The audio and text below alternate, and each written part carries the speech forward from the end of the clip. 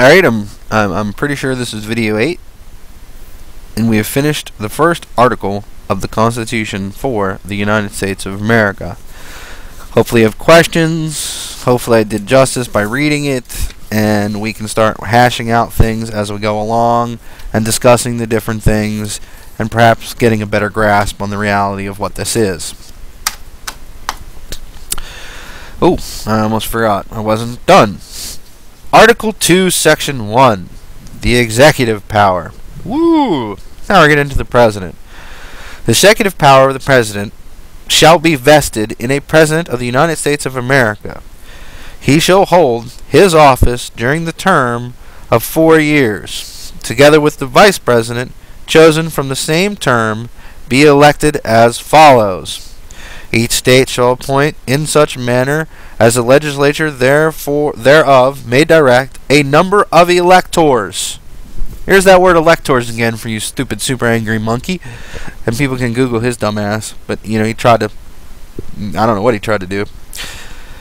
Electors equal to the whole number of senators and representatives to which the state may be entitled in the Congress. But no senator or representative or person holding the office of trust or profit under the United States of America shall be appointed an elector.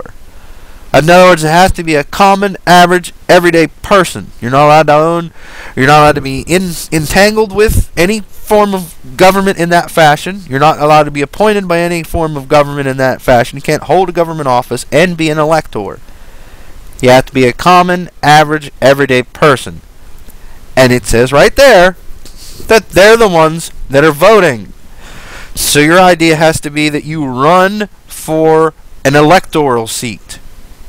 I don't give a crap what the parties tell you. I don't give a crap what anybody tells you. It's in black and white. It tells you right here. So when all the Americans pour out to vote, they're morons. The electors. You shouldn't be worried about the debates.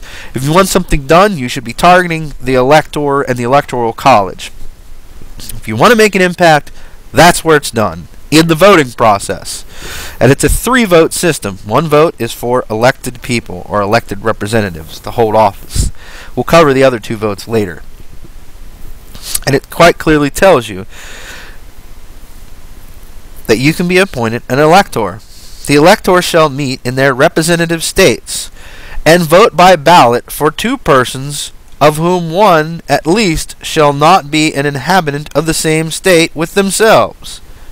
And they shall make a list of all the persons voted for, and of the number of votes each, which list they shall sign and certify, and transmit sealed to the seat of government of the United States of America, directed to the President of the Senate.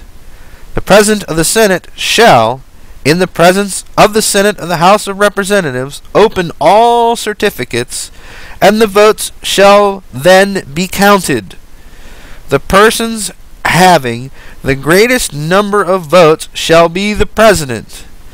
If such number be a majority of the whole number of electors appointed, and if there be no more than one who have such majority, and have an equal number of votes, then the House of Representatives shall immediately choose by ballot one of them for president. Did you hear that? Did you hear it? Shall I read it again? It's the electors. The electoral college votes.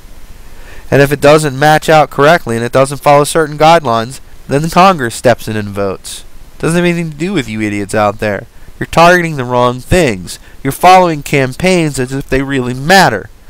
The electors, the electoral college, that's what matters. That's whose doors you should be beating down, because they represent you in the elections.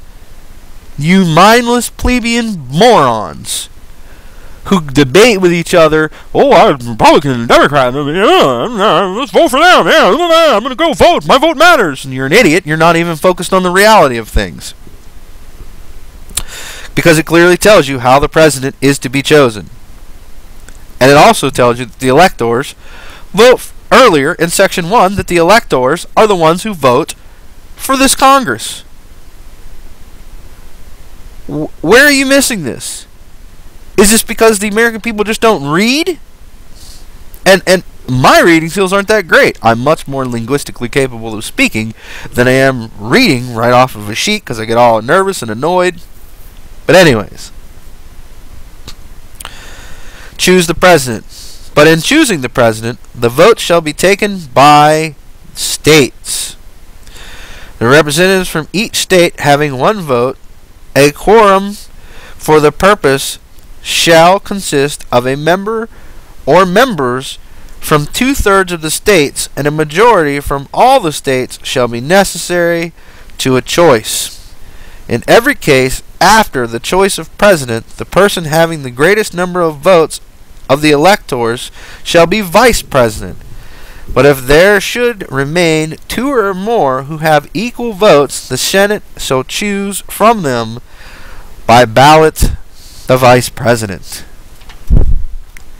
So in other words, they amended that. It says Amendment 12 to where they lumped the president and vice president together. But actually, if you look at it this way, in reality, Obama at the moment, we'll say hypothetically that he met the qualifications, he would be president and John McCain would be vice president. That's how this document actually works, in case you haven't figured that shit out.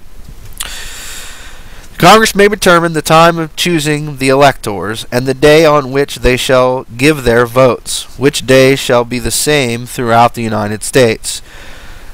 No person except a natural-born citizen or a citizen of the United States of America at the time of adoption of this Constitution shall be eligible to the office of President. Neither shall any person be eligible to that office who shall not have attained the age of 35 years and been 14 years a resident within the United States of America. Quite clearly, it tells you right there the requirements of being president. Once again, like Congress, it have a damn thing to do with your IQ, how much you know, how pretty you talk, or anything of that nature. It's quite simple.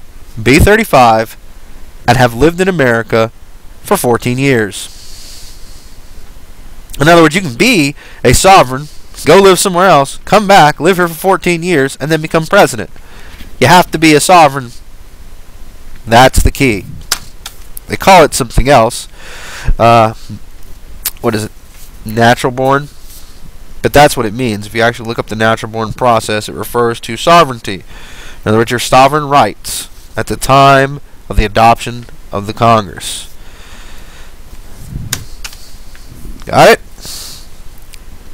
In case of the removal of the president from office, or of his death, resignation, or inability to discharge the powers and duties of the said office, the same shall devolve on the vice president, and the Congress may by law provide for the case of removal, death, resignation, or inability, both of the president and vice president, declaring what officer shall then act as president, and such officer shall act accordingly until the disability be removed, or a president shall be elected. In other words, they modified that to go down a chain of command. In other words, there's no one that selects the president. It's actually chain of command.